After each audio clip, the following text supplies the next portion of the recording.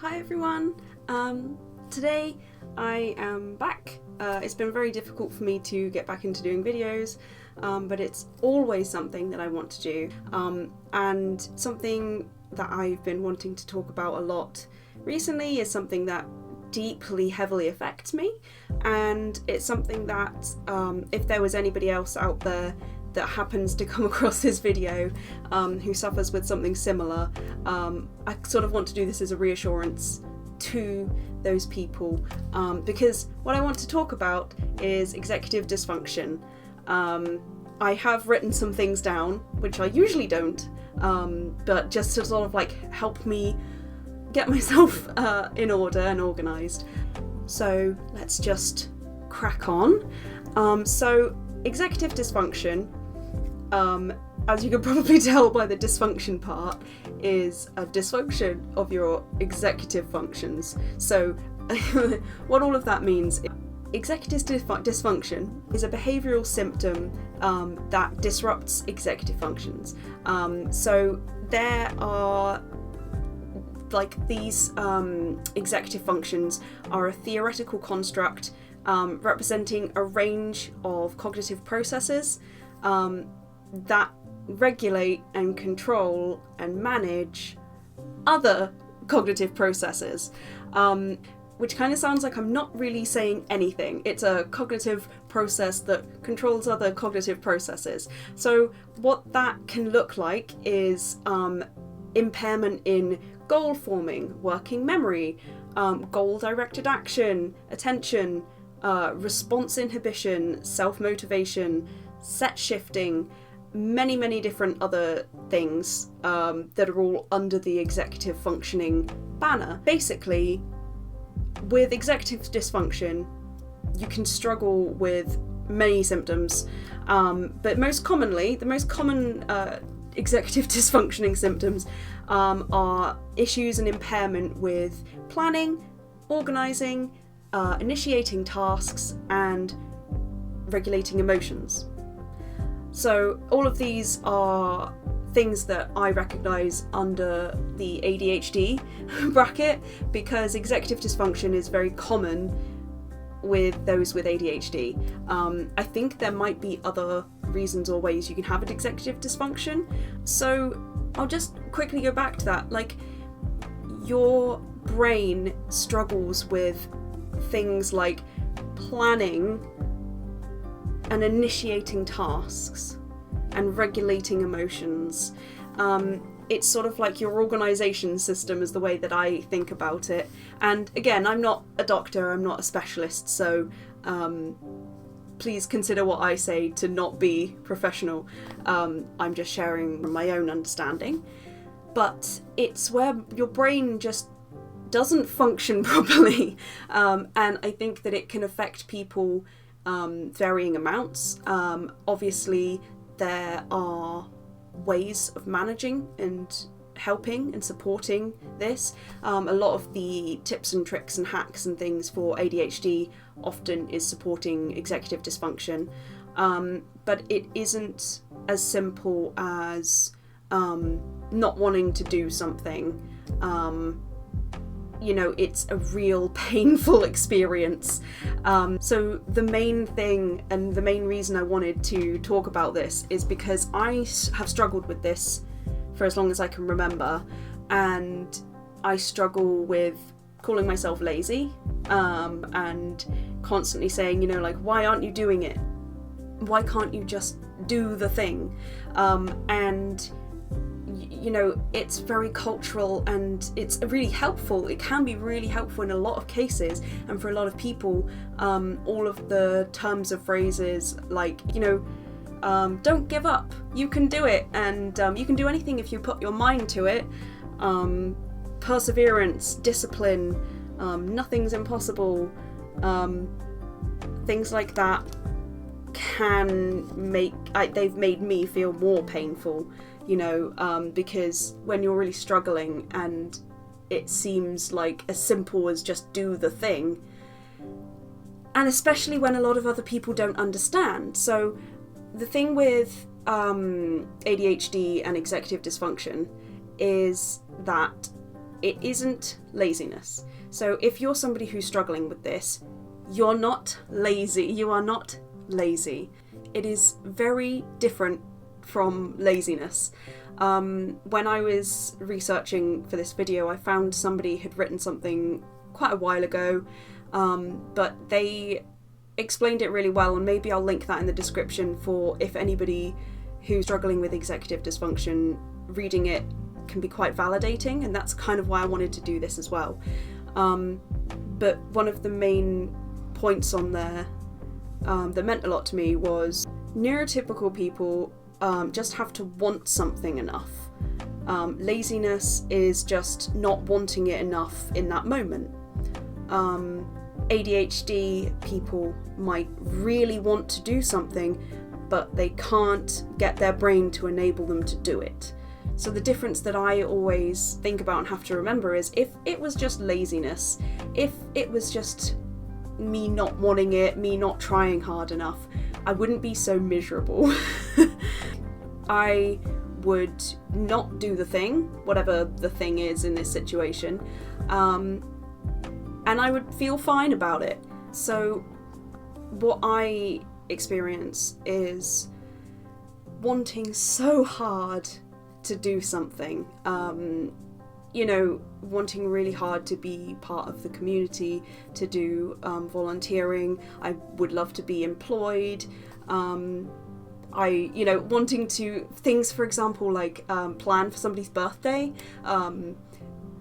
plan a nice event for them, remembering things that are on the calendar.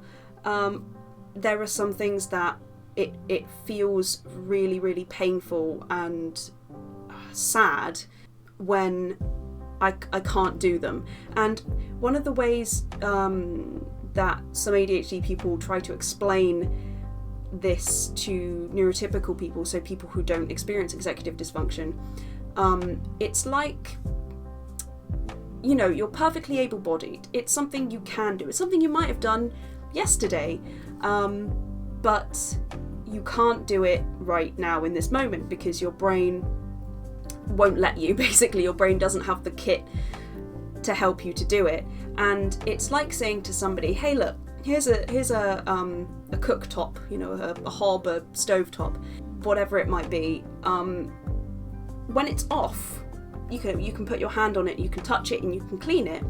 But when it's on, you know not to, because it's hot and it'll burn you. So if you say to somebody, just touch it, just touch the hot ring, that's been turned on ready for cooking, just touch that. Physically, you can, because you've cleaned it, you've touched it, but in that moment, because it's dangerous, you can't get yourself to touch it. And that is what our brain feels like when we're trying to do something, but we can't. And it might be something we really want to do, something that we really need to do, something that we, are really motivated to do. But for some reason, there's this wall that makes it impossible.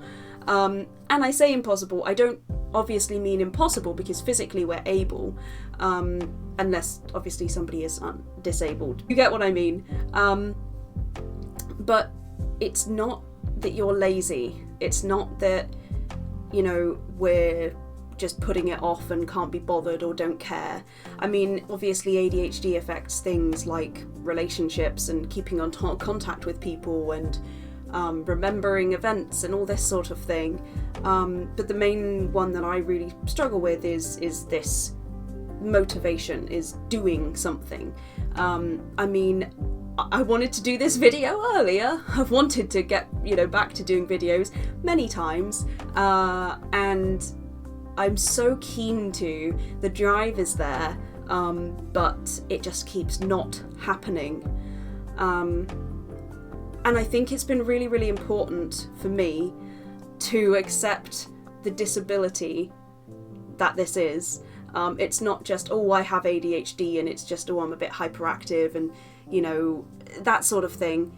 No, it's a disability. It's impairing me from doing things that I love and doing things that I want to do. I mean, I don't do drawing and art half as much as I used to as well. I think that obviously lifestyle and pressures, environmental pressures, can obviously cause you to have to and have no choice, but for a lot of people it's still in a way that is impaired or not as functional as it would be for a neurotypical person. I know that there are ways of helping this, so like urgency, so if something is like, you need to do this now, but the problem with that is that means that then you're not allocating enough time to it that maybe it needs to do, and that's another thing. Time management is also difficult for people with ADHD, but the main one that I'm focusing on is this starting of the task, is this initiation part of the dysfunction, where I dream about it and I think about it and I might write notes and I might, be so ready, and then I sit down somewhere. And I think this is something that I've seen other ADHD people use, is stuck. So I mentioned earlier this thing called set shifting. So if you're sat somewhere and you're doing something, changing from doing that to doing something else, literally moving yourself from one area to another area and changing whatever it is that you're doing, is incredibly difficult. And that's very upsetting, because you can be sat there thinking about the thing that you need to do, the thing that you want to do, and you're ready for it and you're not doing it. And again, if this was laziness, you wouldn't feel this burning pressure and sadness inside you, where all you can think about is, I need to do the thing, I just need to do the thing, and you're lying there paralyzed, but almost making yourself more and more worked up because you just hate the fact that you're not doing the thing. But that doesn't help. And encouraging, motivating, wanting it more, wanting it harder, persevering more, unfortunately doesn't help and is not one of the tools that helps you to do something. It's when, in terms of finding out what does help you, you have to try lots of different things, and there are many videos and tools out there, and it's something that I would consider doing a video about in future. But I've struggled to find things that help me to get over this hurdle of just do it. And also with these strategies, they might help some people, but not other people. And another thing is that depending on your life and where you are, and every other mental disability that you might have, will affect this and sort of make it more of a struggle or less of a struggle. So you can't compare your difficulty and your struggle to somebody else, even if they have the same diagnosed disability. It's that thing I always think, is you've met one person with autism, and it's the same for so many disabilities, like ADHD and DID.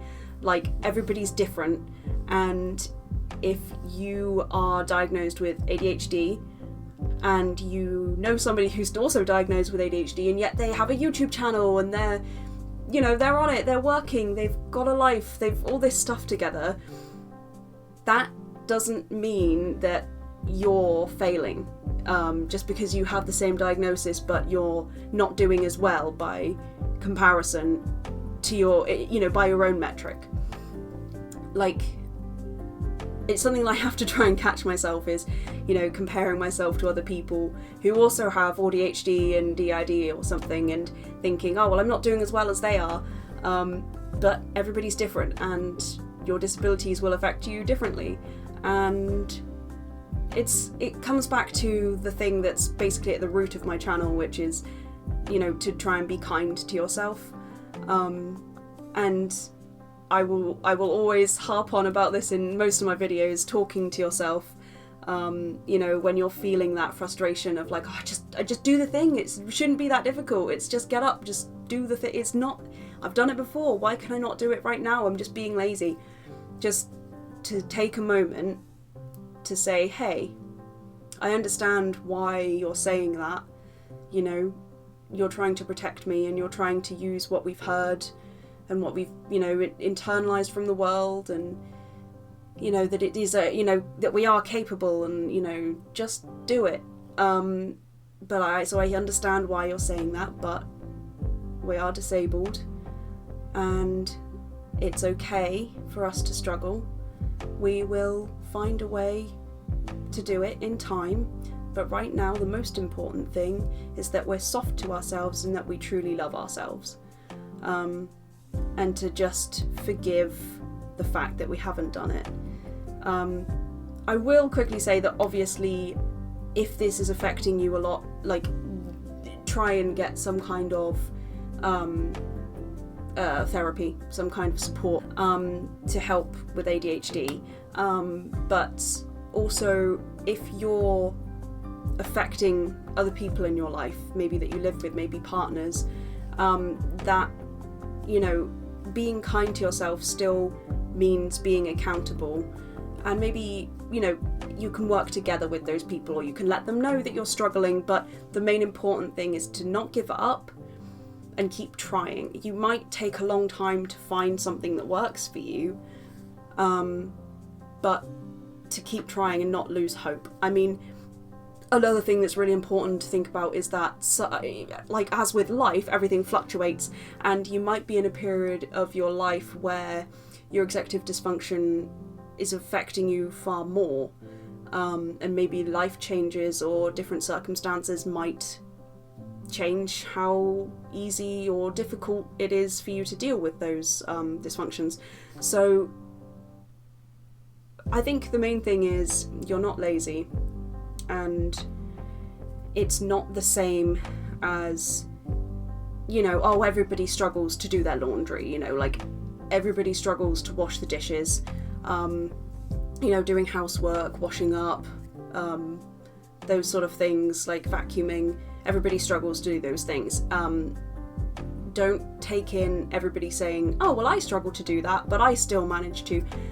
Try and not judge yourself by the metric of people who can. I think everybody could do with less comparing themselves, but, you know, that advice of just get up, just do it.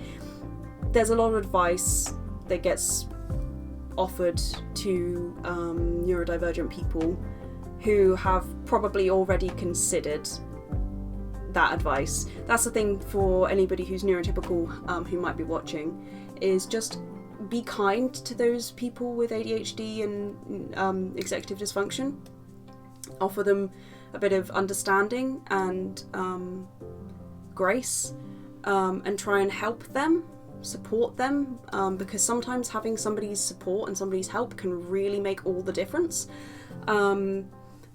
And try to, instead of offering suggestions of like, have you tried this, have you tried that, ask them if they would like your support, or if they would like your suggestions or your ideas, because if you say, oh, have you tried, or just think about this, what we sort of hear, because rejection sensitivity is also something else that people with ADHD can suffer with. I'll do another video on that.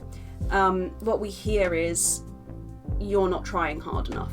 You know, if you say to somebody like, oh, have you tried this? Then it sort of sounds to us that you're saying you haven't thought of this and you haven't tried it. And it's sort of as if to say, you know, we aren't clever enough to have thought of that. So instead of saying, have you tried, or what about this? Perhaps you could say, would you like me to offer suggestions, or is there anything I can do to help? Is there anything I can do to help support that? So especially if like somebody's always late, instead of getting on their case, being like, hey, you've been late a number of times and it is bothering me. Is there anything I can do differently to support you with that? Is there anything that, you know, we can talk about to help with that? Obviously, then, if somebody is continually late in things like this, you have, you know, it is their responsibility. It is on the person to figure out and establish ways that they can do things. But holding that understanding is really helpful. I hope this wasn't too rambly. So in summary, executive dysfunction is an impairment of your executive functions, which are a set of cognitive processes that help with a lot of different things, that help you manage your life. It's basically like your calendars and your diaries, your notepads, you know, all of those type things. Your stopwatch and your clock aren't working in your brain. So it's a real part of a disability, and if anybody out there is really struggling with it, like, one, you're not alone. There are lots of other people who struggle really strongly with it. And two, there are methods out there that you can just keep trying to support and help yourself. And three, you're not lazy. It's not that you're not trying hard enough, and it's not that you're not a good enough person. It's not your fault. It's part of your disability, and to have love and kindness for yourself. So I hope that was helpful in some way to somebody who is struggling with ADHD, executive dysfunction, or somebody who knows somebody who is.